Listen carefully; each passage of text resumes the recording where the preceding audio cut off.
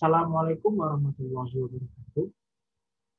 Kami dari kelompok 1 yang beranggotakan Dela Rizky Amalia 06118400000037, Muhammad Alvin Zidin Rahman 06118400000041, Wilujeng Lailia Hanum 06118400000052, Elizabeth Yeyen Setiorini 06118400000068, Bahjatul Fatayah 06118400000079, dan Muhammad Hamzah Fitruddin 06118400000701 akan menjelaskan tentang jurnal yang kami buat.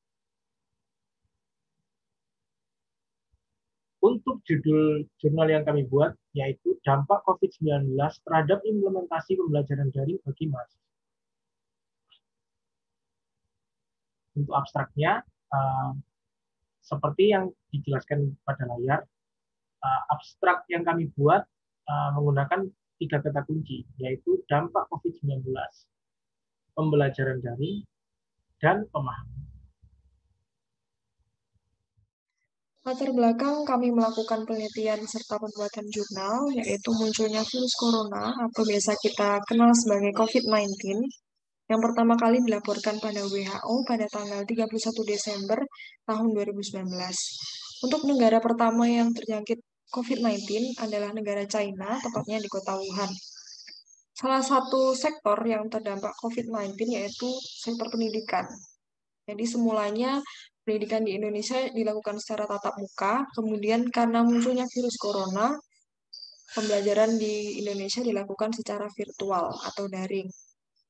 Untuk dunia pendidikan, khususnya di perkuliahan, itu terdapat beberapa masalah, yaitu mahasiswa sulit memahami materi perkuliahan karena tidak ada interaksi secara langsung antara dosen dengan mahasiswa. Selain itu juga pembelajaran daring dianggap kurang efektif. Permasalahan yang kami angkat dalam penelitian ini, pertama, yaitu apa dampak COVID-19 terhadap implementasi pembelajaran daring bagi mahasiswa. Kemudian, solusi yang tepat untuk mengatasi dampak yang ditimbulkan oleh COVID-19 tersebut.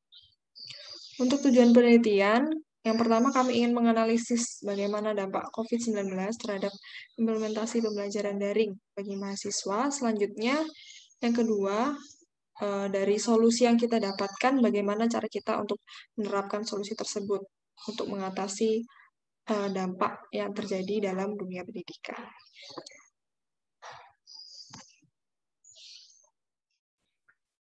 Selanjutnya, tinjauan pustaka yang digunakan dalam penelitian ini. Yang pertama, pembelajaran daring. Pembelajaran daring merupakan pembelajaran berdasar pada teknologi yang bahan ajarnya dikirim secara elektronik dari jarak jauh. Dengan pembelajaran daring ini, mahasiswa memiliki keleluasaan waktu belajar dan dapat berinteraksi dengan dosen menggunakan beberapa aplikasi seperti Classroom, video conference, Zoom, maupun WhatsApp Group. Pembelajaran ini merupakan inovasi pendidikan untuk menjawab tantangan akan ketersediaan sumber belajar yang variatif. Selanjutnya, COVID-19. COVID-19 merupakan penyakit jenis baru yang belum pernah diidentifikasi sebelumnya pada manusia. Virus ini memiliki masa inkubasi rata-rata 5-6 hari dengan masa inkubasi terpanjang 14 hari. Gejala yang paling sering ditimbulkan yaitu gangguan pernafasan akut. Oleh karena itu, sangat dianjurkan untuk mematuhi protokol kesehatan sebagai upaya pencegahan terhadap COVID-19. Selanjutnya, dinamika dalam pembelajaran. Pembelajaran sebagai suatu proses berlangsung secara dinamis karena berbagai situasi dan kondisi yang berubah-ubah dan dapat berpengaruh pada kualitas pembelajaran yang dilaksanakan. Dijelaskan oleh Sujana bahwa terdapat beberapa hal yang saling berpengaruh dalam suatu proses pembelajaran, yaitu kondisi pembelajaran. Kondisi ini dapat dipahami secara internal maupun eksternal. Kemudian, metode pembelajaran dengan membuat pembelajaran lebih menarik dan mudah dipahami oleh mahasiswa. Selanjutnya, hasil pembelajaran sebagai ukuran keberhasilan dari proses pembelajaran tersebut. Ketiganya merupakan suatu rangkaian sistem yang tidak bisa dipisahkan.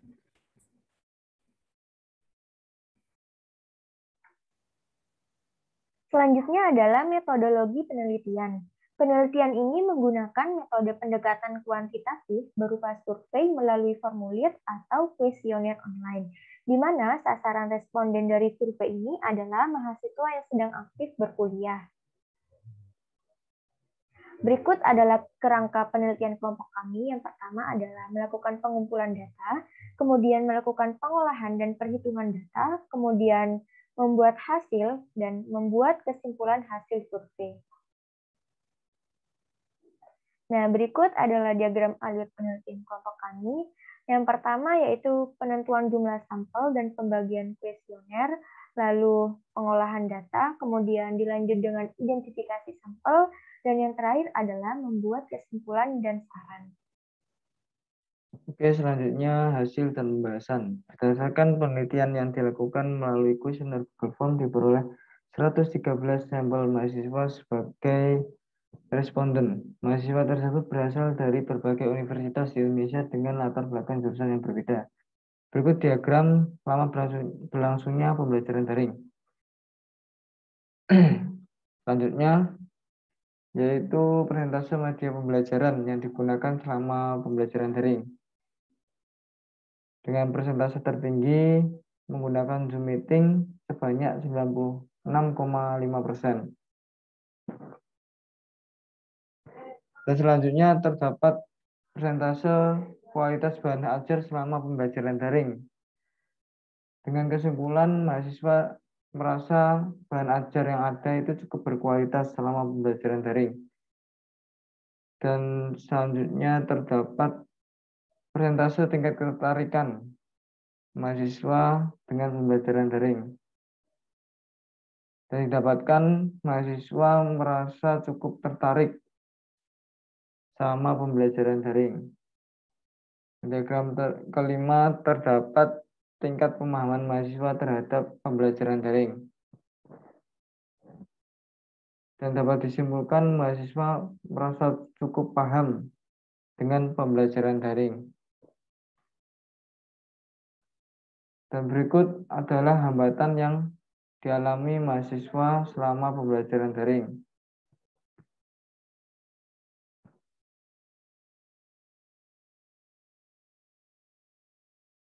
Dan berikut juga adalah cara untuk meningkatkan tingkat pemahaman materi bagi tiap mahasiswa. Terdapat diskusi bersama teman sebaya, mencari sumber referensi dari internet, dan berbagai macam cara lain. Kemudian kesimpulan. Berdasarkan penelitian yang telah dilakukan, maka kesimpulan yang dapat dikemukakan adalah sebagai berikut. Yang pertama, proses pembelajaran bagi mahasiswa dilakukan secara daring dan telah terlaksana lebih dari 12 bulan. Media yang sering digunakan untuk pembelajaran daring yaitu aplikasi WhatsApp, Google Classroom, Google Meeting, dan Google Meet. Proses pembelajaran daring harus disertai dengan adanya kualitas bahan ajar dari dosen. Kemudian yang kedua, dampak COVID-19 terhadap implementasi pembelajaran daring bagi mahasiswa meliputi tingkat ketertarikan dan tingkat pemahaman. Beberapa hal yang paling sering dilakukan untuk meningkatkan pemahaman materi saat pembelajaran daring yaitu mencari sumber referensi dari internet, banyak melakukan diskusi bersama teman sebaya, membuat rangkuman materi, dan diskusi bersama dosen di luar pembelajaran. Kemudian yang ketiga, hambatan yang sering dialami oleh mahasiswa yaitu kurangnya konsentrasi, koneksi internet yang buruk, jaringan listrik yang kurang memadai, dan tidak memiliki perangkat digital. Kemudian yang terakhir, berdasarkan hambatan yang sering dialami oleh mahasiswa, beberapa solusi yang dapat dilakukan yaitu menciptakan suasana belajar yang nyaman, memiliki koneksi internet yang stabil, membatasi penggunaan sosial media, dan menyisihkan waktu untuk istirahat. Terdapat juga beberapa saran untuk pembelajaran di masa yang akan datang, yaitu perkuliahan hybrid dengan menerapkan protokol kesehatan yang ketat. Terima kasih dari saya dan kelompok 1. Wassalamualaikum warahmatullahi wabarakatuh.